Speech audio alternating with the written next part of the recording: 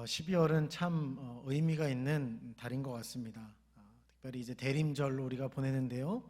예수 그리스도, 그분을 대망하며 또 예수님을 계속해서 묵상하며 지내는 달이죠. 그와 동시에 이 12월은 이제 한 해를 마무리하는 달이라고 할 수 있습니다. 그래서 한 해를 돌아보고 또 다가오는 새해를 맞이하는 준비하는 또 달이라고 할 수 있을 것 같습니다. 그래서 한 해를 평가하는 이 연말 시상식도 이 12월에 참 많고요. 또 가족들 간의 모임, 또 회사에서 송년회, 이런 모임이 많은 달이 12월이 아닌가라는 생각을 해보게 됩니다. 아마 이맘때쯤 이런저런 생각들이 많이 드실 것 같아요. 후회도 많이 드실 것 같고, 또 다시는 후회하지 않으리라 하는 다짐들도 있을 거라고 생각됩니다. 이건 도대체 왜 이렇게 했을까? 내년에 이런 실수를 하지 말아야지. 또 인간관계에 있어서도 참 돌아보니까 참 이런 사람은 나에게 참 유익한 사람이었던 것 같다. 또 저런 사람은 유익하지 않고 참 손해를 끼쳤던 사람이었던 것 같다. 또 가까이 해야 될 사람들, 또 멀리 해야 될 사람들을 이렇게 한번 생각해보는 그런 시기가 아닌가라는 또 생각도 해보게 돼요. 한 번쯤 또 돌아보고 또 생각해보는 그런 많은 생각이 드는 달이죠. 그래서 어느 때보다도 정말 많은 생각이 찾아오는 시기가 바로 이때인 것 같습니다. 여러분에게는 지금 이 12월은 어떤 의미로 다가오고 있습니까? 그리고 또 이때를 어떤 생각과 어떤 마음과 어떤 계획으로 여러분 돌아보고 있습니까? 또 계획하고 있습니까? 아마 중요한 변화의 또 시점이지 않을까 싶고요. 또 좋은 자극과 변화가 필요한 시점이지 않을까 싶습니다. 자, 오늘 우리는 이 본문 속에서 참 중요한 시기에 시의 적절한 만남, 또 이런 변환점을 맞이한 그런 장면들, 사건을 우리가 볼 수 있습니다. 우리 다시 한번 13절 말씀을 함께 읽어보시겠습니다. 시작. 여호수아가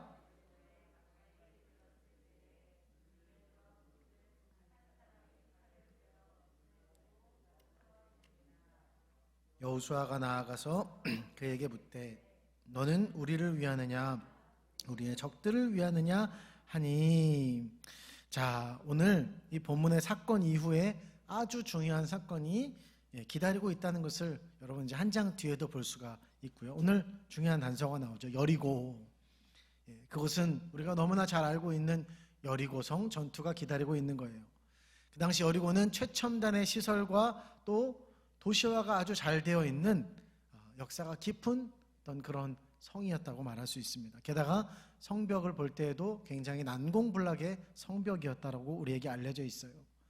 그럼에도 불구하고 여리고성을 점령해야 하는 이유가 있습니다. 그것은 단순히 하나님의 명령 때문만은 아닌 거죠. 그것은 지리적으로 어떤 곳이냐? 가나안의 중심부에 있는 곳입니다. 그래서 이곳을 점령하면 이제는 남쪽과 북쪽으로 진출할 수 있는 중요한 교두보가 되는 것이죠. 그리고 여리고성 다음에는 어느 성이 기다리고 있을까요? 아이성이 기다리고 있습니다. 아이성이 있는 곳은 해발 800m 지역에 있는 곳이에요.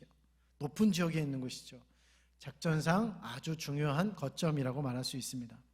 그런데 이 여리고성이 무너지면 아이성은 시간 문제인 거예요. 아이성은 아주 쉽게 손에 넣을 수 있다는 것이죠. 그것을 여호수아서 7장에 아이성 전투에 임하는 이 여호수아와 또 지휘관들 또 백성들의 모습을 통해서 우리는 볼 수 있습니다. 한마디로 여리고와 아이성은 1+1 이렇게 볼 수도 있죠. 한 세트라고 볼 수 있는 것입니다. 물론 하나님의 명령으로 여리고성을 점령해야겠지만 그러나 이런 사실을 미루어 볼 때 이미 이 땅을 이 여호수아와 그 정탐꾼들은 정탐을 했어요. 정보가 입수된 거죠. 이곳은 아주 중요한 곳이다. 점령해야만 하는 곳이다 라는 어떠한 그러한 정보가 그들 가운데 입수가 되었다는 것이죠. 그러니까 이런 그들에게서 이 여리고에 가까이 왔을 때에는 머리가 돌아가는 때예요. 수많은 성을 이제 점령하는 작전들에 대해서 회의해야 될 때이고 또 계획해야 될 때이고 또 전략을 막 구상할 그런 때라는 것이죠. 그때가 바로 여리고에 가까이 도달했을 때라는 것입니다. 또 그 앞절에는 이렇게 기록되고 있습니다. 우리 11절과 12절 말씀을 읽겠습니다. 시작. 6월절 이튿날에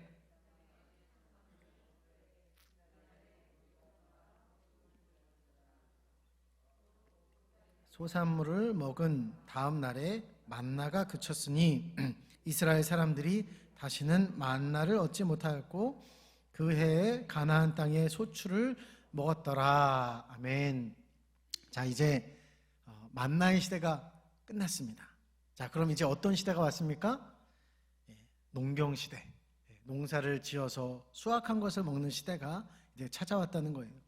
계절마다 때마다 나오는 수확물을 먹을 시대가 이제 이스라엘 백성들에게 찾아온 것입니다. 올 한 해에는요, 제가 이렇게 들어보니까 저도 이게 참 느꼈어요. 고구마가 망했습니다. 여러분, 뭐 고구마 잘 안 됐다 뭐 이런 얘기 많이 들었는데 정말 그렇더라고요. 또 작년에 이렇게 보니까 방울토마토가 참 잘 됐어요. 그래가지고 올해도 잘 되겠지. 너무 잘 돼가지고 막 버리는 게 너무 많고. 그래서 얼마 안 심었습니다. 또 얼마 안 심기도 안 심었는데 제가 이제 이파리를 가지치기 한다고 이파리를 다 떠버린 거예요. 그래서 이제 광합성에 막 실패하고 아무튼 그래서 이 방울토마토 농사에 실패했습니다. 그에 반해서 2년 연속 보니까 고추나 이 가지 농사가 참 쉽다라는 것을 알게 되었어요. 내년에 뭘 심어야지 되나, 뭘 해야 되나. 잘 되는 건 또 더 심어야 되고 안 되는 거는 빨리 접어야 되고 잘 되는 작물을 길러서 이렇게 이제 먹고 살아야 되는 문제이기 때문에 그렇게 계산하는 것. 단순히 조그만한 밭을 심는데도 이런 생각들을 하는데 정말 생계를 위해서 앞으로는 만나가 그쳐지고 땅에 자라나는 그 수확물들을 먹어야 되는 이스라엘 백성들에게는 당연히 계산이 되는 문제라는 것이죠. 왜 계산이 아니 되겠습니까? 계획을 안 하는 것 자체가 바보 같은 일 아니겠습니까? 이제 이스라엘 백성들은 저마다 다 그런 생각들로, 이 계획들로 가득 차 있다는 거예요. 힘과 노력과 수고로 뭔가를 이뤄나야 하는 그러한 때를 그들이 맞이했다는 것입니다. 그러니까 그들 마음속에서 이런 꿈과 계획들과 포부와 이런 그들의 많은 생각들이 있다라는 것입니다. 부풀어 있는 꿈과 생각과 계획에 자라나는 그때, 이때가 바로 여리고에 가까이 왔을 그때가 아닌가라는 생각을 해보게 되는 것이죠. 자, 바로 그때 누가 등장하고 있어요? 여호와의 군대 장관이 등장했다라는 것이죠. 우리 다시 한번 13절에서 14절 말씀을 읽어보실까요?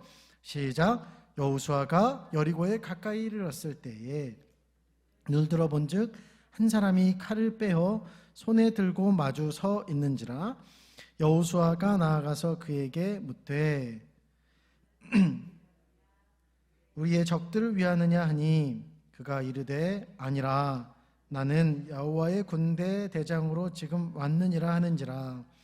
여호수아가 얼굴을 땅에 대고 엎드려 절하고 그에게 이르되 내 주여 종에게 무슨 말씀을 하려 하시나이까. 아멘. 여호와의 군대 장관, 그의 손에 칼을 빼어 들고 있습니다. 여호수아는 그에게 물어보죠.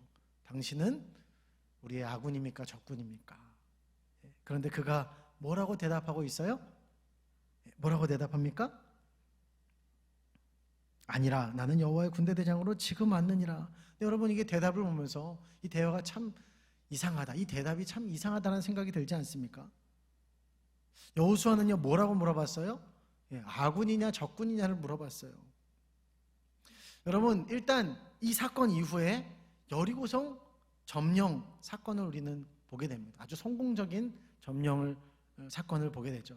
그렇다면 여호와의 군대 장관은 아군입니까 적군입니까? 적군이면 무너지지 않겠죠. 아군이겠죠. 그런데 그가 뭐라고 대답해요? 아니다. 나는 여호와의 군대 장관이다. 지금 여기서 군대 장관의 대답은 이런 대답이에요. 나는 아군도 적군도 아니다.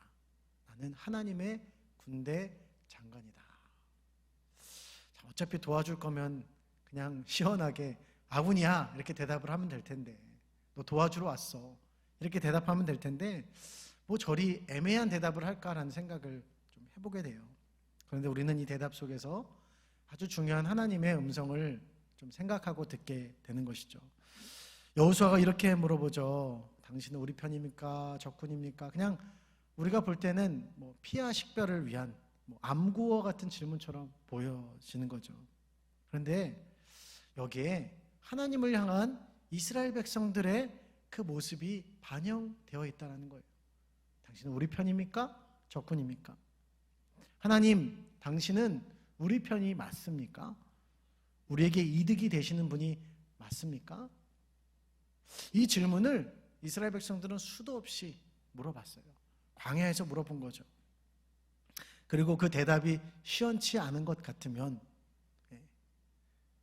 막 물이 없거나 뭐 이런 상황이 되면, 먹을 것이 없거나 이런 상황이 되면 그들은 하나님이 적군이라고 생각하는 거예요. 그리고 하나님을 향해서 원망과 불평과 그리고 반역을 일삼았다는 것이죠. 언제나 그들은 계속해서 끊임없이 우리, 나, 우리 집, 우리 나라, 우리 민족, 우리, 나라고 하는 자기 중심성에 사로잡혀 있었던 거예요. 그 패러다임과 그것을 넘지 못하고 계속해서 하나님께 물어보고 또 그 하나님께 원망하는 그 일상이 반복되었던 것이죠. 그래서 언제나 하나님을 향해서 잘못된 방법으로 이런 모습들이 표출되었다는 것입니다. 여러분, 우리는 어떻습니까? 우리의 신앙생활을 볼 때, 우리의 기도의 내용을 볼 때 여러분, 우리에게도 그런 모습이 있지 않냐라는 것이죠. 오늘 여호와의 장관은 그래서 뭐라고 대답하고 있어요? 나는 너희 편도 적군 편도 아니다. 나는 하나님의 편이다. 하나님은 이 여호수아와 군대 장관의 대화 속에서 하나님이 어떤 분이신지를 우리에게 말씀하고 계시는 거예요. 하나님은 자신이 어느 지역에, 어느 나라에 속해 있는, 묶여 있는 그런 지역신과 같은 존재가 아니라는 거예요. 하나님은 언제나 어디서든지 우리가 필요하면 그냥 마음대로 갖다 쓸 수 있는, 마음대로 이용할 수 있는 그런 존재가 아니라고 우리에게 말씀하시는 것입니다. 그분은 하나님 자신을 위해서 존재하시고 하나님의 큰 뜻과 계획 속에서 하나님이 이루셔야 하는 일을 이루어 가시는, 오늘도 그렇게 이루어 가시는 분이라는 것입니다.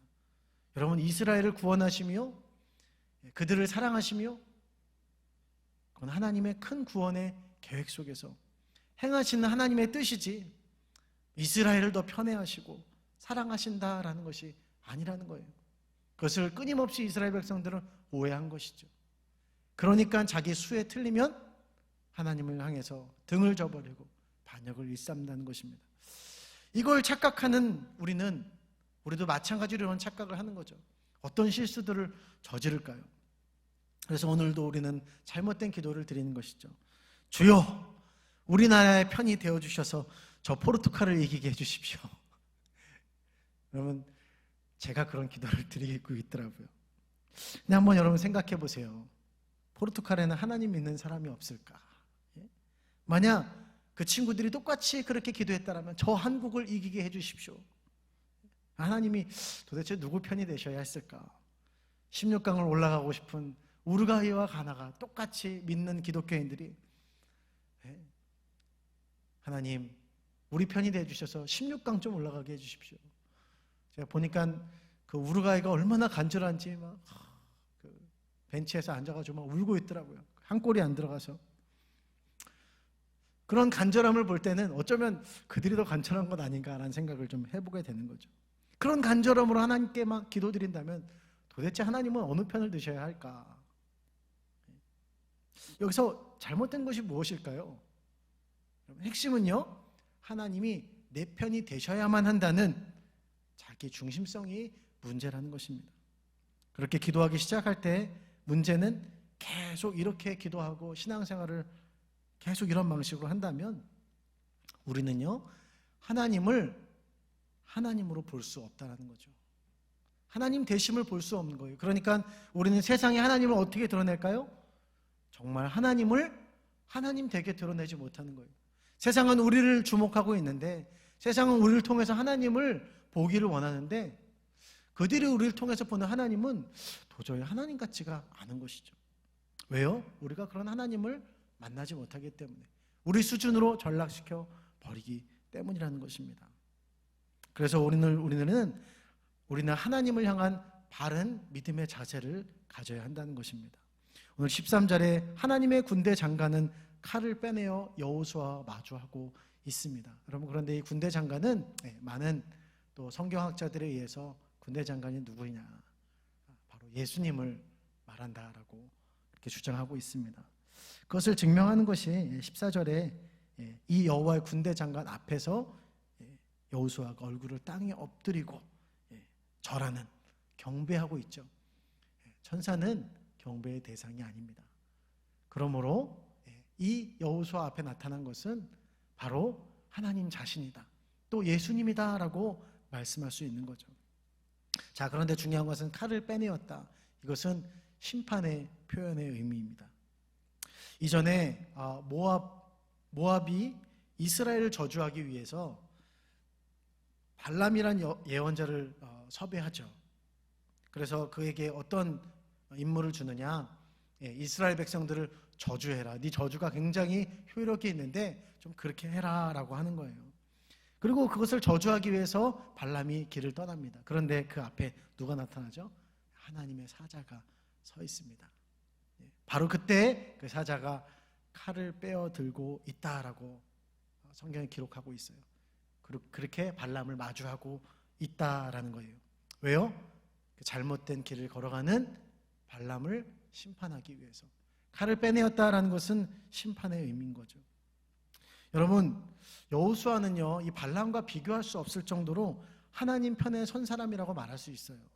그리고 모세의 후계자로서 매우 훌륭한 사람이라고 우리는 말할 수 있습니다.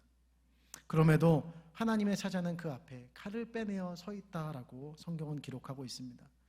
이것이 우리에게 의미하고 있는 바죠. 우리는 심판자이신 하나님 앞에 서 있다라는 것을 기억해야 한다는 것입니다. 우리는 그분을 어떻게 마주해야 하는가? 심판자이신 하나님, 내 마음대로 어찌할 수 없는, 내 삶을 주관하시는 그 하나님, 그 하나님의 계획과 뜻을 따라서 우리는 오늘도 살아가고 있고, 하나님의 뜻에 따라서 결국은 우리의 길이 인도되어지고 있다. 인도하시는 하나님, 심판하시는 하나님, 그 하나님과 거룩하신 하나님의 말씀 앞에 우리가 서 있어야 한다라는 것입니다. 오늘 군대 장관을 통해 대언하시는 그분의 말씀이 무엇입니까? 내 신을 벗으라 라고 말씀하고 있어요. 여러분, 히브리인들에게 신을 벗는다는 것은요, 맨발로 걸어간다는 것은 굉장히 수치스럽고 비참한 일인 것입니다. 그 당시에 노예들이나 맨발로 다녔다고 합니다. 그리고 먼지가 많은 이 근동 지방의 특성상 신발은 더러움과 죄의 상징이었습니다. 따라서 하나님 앞에서 신을 벗는다는 것은 하나님의 거룩하심에 대한 경외의 표현이자 또 자신의 낮고 천함, 그것을 하나님 앞에 고백하는 고백이었다는 것이죠. 신을 벗으라는 명령은 무엇입니까? 심판자여 거룩하신 그 하나님 앞에 내 자신을 드러내라는 것입니다. 죄인인 내 자신, 하나님 앞에서 내 자신이 어떤 모습입니까? 아무것도 아닌 거예요. 많은 것을 계획하고 또 많은 생각과 아이디어를 통해서요, 우리는요, 사는 길을 모색합니다. 어떻게 하면 잘 살 수 있을까? 어떻게 하면 성공할 수 있을까? 어떻게 하면 남부럽지 않게 살아갈 수 있을까? 어떻게 하면 남보다 더 괜찮은 모습처럼 보일 수 있을까? 이게 우리의 생각인 거예요. 그래서 멋진 슬로건을 내세우고 표를 내걸고 막 사업을 계획합니다. 그런데 가만히 보면요, 굉장히 선한 동기에 의해서 그렇게 하는 것도 있지만 대다수의 많은 경우들은 굉장히 그럴싸한 어떤 것으로 내 자신을 포장한다라는 것입니다. 그런 것이 참 많다라는 거예요. 그러나 사실 여러분, 하나님 앞에서 하나님께서 이 포장지를 걷어내시면은 어떤 모습이 우리 가운데 나옵니까? 그냥 빈털터리인 우리의 모습들, 빈 껍데기인 것 같은 그런 모습들, 막 남들 앞에서는 막 뭔가 보여줄 게 많은 것처럼 보이지만 하나님 앞에서는 아무것도 아닌, 때로는 우리 안에 굉장히 쓰레기와 같은 안 좋은 것들이 가득 찬 그 내 내면을 볼 때가 있지 않습니까? 여러분, 하나님께서 걷어내시면 나의 수치, 헐벗음, 연약함이 다 드러나는 것이죠. 하나님은 우리의 모습을 다 알고 계시는 것입니다. 그래서 그분은 우리 각 개인에게 말씀하시는 거죠. 내 신을 벗으라. 내 죄인됨을 드러내고 정직하게 내 앞에 서라. 그렇게 말씀하시는 거예요. 하나님은 하나님 앞에 누구도 자랑할 인생이 없다라고 말씀하시는 것입니다. 그냥 하나님 앞에서는 우리 모두가 다 보잘것없는 초라한 인생이라는 것이에요. 그래서 하나님의 도움이 필요한 인생이라는 것을 말씀하시는 것입니다. 그렇게 대단한 모세의 후계자라 할지라도, 앞으로 대단한 일을 행할 사람이라 할지라도 하나님 분명히 말씀하세요. 죄인인 우리는 하나님의 보살핌과 도움이 필요한 자라는 것입니다. 죄 용서를 받아야 될 죄인이라는 것이죠. 사랑하는 여러분, 오늘 여러분의 삶이 남들이 볼 때, 아니면 여러분 스스로 생각할 때 난 남부럽지 않은 인생을 사는 것 같아, 그렇게 생각하고 계신 분들이 계십니까? 아니면 남에 비해서 나는 정말 좀 못난 것 같아, 초라한 인생인 것 같아 라고 생각하고 계시는 분이 있지 않습니까? 여러분의 생각과 상관없이 여러분 스스로 괜찮은 것 같아 보여도, 괜찮지 않은 것 같아 보여도 그것과 상관없이 하나님께서 우리를 바라보실 때 그저 우리는 흙과 먼지와 같은 존재라는 것이에요. 그래서 이사야서 41장 14절은 우리에게 이렇게 말씀하고 있습니다. 버러지 같은 너 야곱아, 너희 이스라엘 사람들아, 두려워하지 말아라. 옛날 성경에는 지렁이 같은 야곱아라고 기록되어 있죠. 근데 뭐 버러지나 지렁이나 그냥 우리가 볼 때는 다 하찮은 존재 아니겠습니까? 별로 신경도 안 쓰는, 밟아 터져 죽어도 별로 모를 그런 존재가 지렁이 아니겠어요? 그런데 중요한 사실이 있죠. 그런 존재들인 우리들을 하나님께서 어떻게 하신다? 사랑하신다는 거예요. 그래서 두려워하지 말라고 말씀하시며, 이 이사야서 41장 14절 하반절은 이렇게 말씀하고 있어요. 나 여호와가 말하노니 내가 너를 도울 것이라. 내 구속자는 이스라엘의 거룩한 이인이라. 할렐루야. 버러지와 지렁이 같은 존재들을 도대체 하나님은 왜 도우시는 걸까? 왜 하나님은 구속자가 되셔서 그렇게 구원하실까? 그에 대한 대답이죠. 거룩하신 분이시기 때문에. 인간과 다른 높은 계획을 가지고 계신 거예요. 그것은 어떤 계획이에요? 인간을 구원하고자 하는 높은 계획. 우리 인간으로서는 다 헤아릴 수 없는 하나님의 정말 신비롭고 놀라운 계획이라는 거죠. 그래서 하나님은 그 계획에 따라 움직이는 것이죠. 기분에 따라서, 자신의 어떤 그 상황에 따라서 이렇게 했다 저렇게 했다 하시는 분이 아니라, 하나님은 성실하게 꾸준하게 지금도 우리를 구원하고자 하시는 계획이 있으시다. 그래서 그분은 거룩하신 분이시다라고 성경은 말씀합니다. 그러니 우리가 하나님 앞에 어떤 모습으로 나아가야겠냐는 것이죠. 괜찮은 척, 있는 척, 척척척 하지 말고, 포장하지 말고 죄인으로 하나님 앞에 서야 할 줄 믿습니다. 정직하고 솔직하게 서라라고 하시는 그 주님의 말씀 앞에 우리가 정직하게 서야 될 줄 믿습니다. 그러면 하나님께서 우리를 어떻게 하세요? 하나님께서 우리를 불쌍히 여겨주시고 긍휼히 여겨주시고 구원해 주실 줄 믿습니다. 할렐루야. 사랑하는 여러분, 그러므로 신을 벗으라는 그 말씀은 은혜의 말씀인 줄 믿습니다.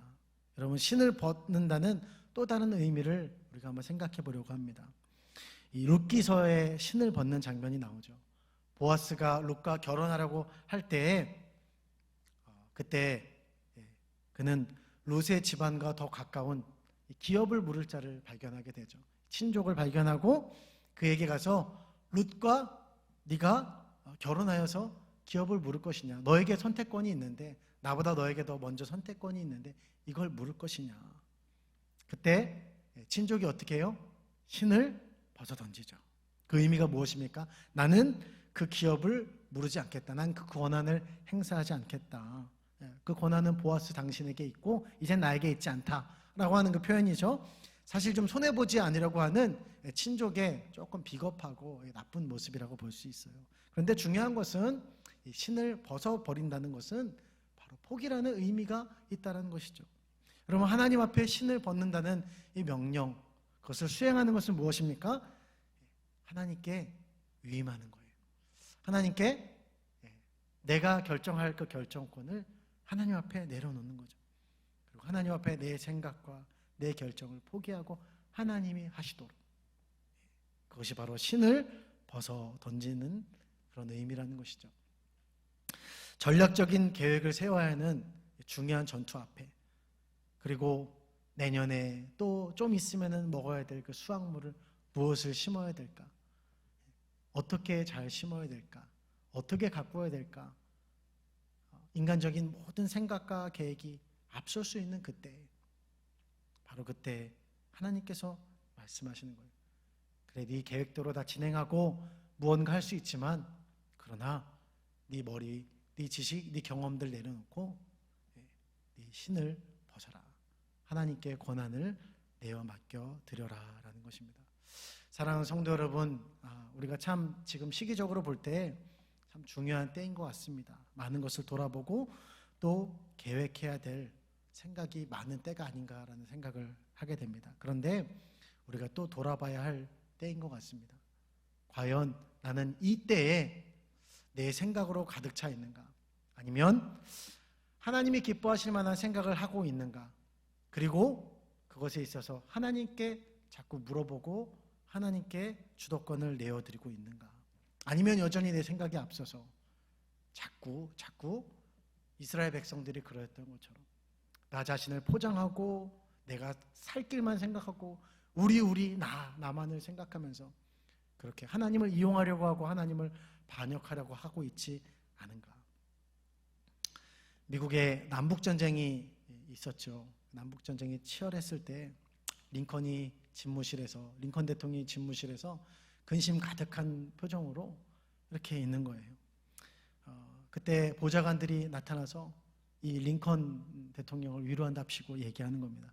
각하 걱정 마십시오.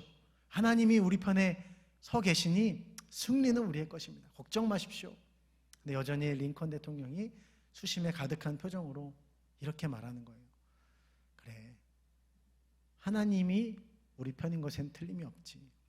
그런데 문제는 그게 아니야. 우리가 하나님 편에 있는가가 문제야. 여러분, 말씀을 정리합니다. 오늘 이 사건은요, 여호수아에게 처음으로 주어진 사건이 아니죠. 이 장면은요, 이미 모세에게 하나님께서 나타나시고 또 하나님께서 똑같이 말씀하셨습니다. 거의 똑같이 말씀하셨는데 차이가 있더라고요. 어떤 차이가 있을까요? 모세에게는 말씀하시고 여호수아에게는 이렇게 빠져있는 말씀이 있어요. 그것은 따라해 보겠습니다. 이리로 가까이 오지 말라. 여호수아를 보니까요, 이 말씀이 생략되어 있더라고요. 하나님의 이 마음을 참 묵상하게 되는 대목 같아요. 거룩함과 죽음의 이유로 인간과 거리를 두시는 하나님께서 점점 인간과 거리를 좁혀오시는 그런 모습을 보여주는 것이 아닌가라는 그런 묵상을 해보게 돼요. 참 돌아보면 하나님은 참 그렇게 점점 가랑비에 옷 젖듯이 저의 삶을 볼 때는 그랬던 것 같습니다. 점점 그렇게 다가오시는 분, 멀게만 느껴졌는데 그 하나님께서 시간이 지나면 지날수록 상황을 통해서 또 말씀을 통해서 때로는 어려움과 문제를 통해서 하나님이 점점 가까이 다가오시는 분이시구나, 그렇게 가까이 다가오길 원하시는구나 라는 것을 깨닫게 되는 것 같아요. 그리고 예수 그리스도의 오심을 통해서 우리에게 하나님은 결정타를 알려주시는 거죠. 우리와 정말 더 가까이 함께하고 싶어 하신다는 거예요. 그래서 그 이름을 뭐라고 하셨어요? 임마누엘이다. 우리와 함께 하신다라는 거예요. 그리고 예수님께서 승천하실 때 오실 때도 말씀하셨고 승천하실 때도 말씀하시는 거죠. 내가 볼지어다 내가 세상 끝날까지 너희와 영원히 함께 있겠노라. 오늘 하나님께 우리 편이냐 적군 편이냐를 묻는 것이 그 당시에 이스라엘 백성들이 범했던 실수이기도 하지만 동시에 우리의 모습인 것 같아요. 그런데 하나님은 여리고성 전투를 통해서 또 그 이후의 승리를 통해서 그런 우리에게 이렇게 말씀해 주시는 것이죠. 하나님은 그냥 필요에 따라서 도와주는 지원군 정도가 아니라 하나님은 우리의 길을 지도하시며 동행하시려고 하시는, 우리와 영원히 함께 하시는, 함께 하고 싶어 하시는 하나님이시다라는 것입니다. 여러분, 그래서 신을 벗으라는 그분의 명령은 우리와 동행하시려 하시는 하나님의 은혜의 말씀이요 명령인 줄 믿습니다. 사랑하는 여러분, 특별히 우리 대림절의 기간 동안 예수님을 깊이 묵상했으면 좋겠어요. 다른 누구보다 예수님께서 어떻게 하셨어요? 예수님께서 그 신을 먼저 벗어 던지셨다. 죄인이 아닌 그분께서 가장 헐벗고 가장 낮은 자리로 이 땅에 오셨고, 그리고 죄인의 몸을 입고 그 죄를 담당하시며 가장 비참하게 수치를 당하며 죽으셨다. 그분이 누릴 권리를 다 포기하셨다. 그렇다면 오늘 우리의 선택은 무엇이 되어야 될까요? 우리도 그 예수님처럼 우리가 벗어야 할 그 신을 벗어야 되지 않겠습니까? 우리의 길을 다 주관하시고 인도하시려는 그 하나님과 동행해야 하지 않겠습니까? 사랑하는 여러분, 오늘 하나님은 우리의 믿음의 선택을 보고 계시는 줄 믿습니다. 그리고 그 믿음의 선택에 기뻐하시는 줄 믿습니다. 우리가 벗어야 할 그 신이 있다라면 과감히 하나님 앞에 내어 벗어 드리고 하나님이 기뻐하시는 하나님과 함께 아군이 되어서 늘 승리를 경험하는, 하나님과 동행하는 우리의 삶이 되어야 될 줄 믿습니다. 그렇게 결정하는 이 밤이 될 때에 하나님께서 우리와 함께 하시고 임마누엘의 하나님이 우리와 함께 하시고 그 은혜를 베푸실 줄 믿습니다. 우리 함께 이 시간 기도하시겠습니다.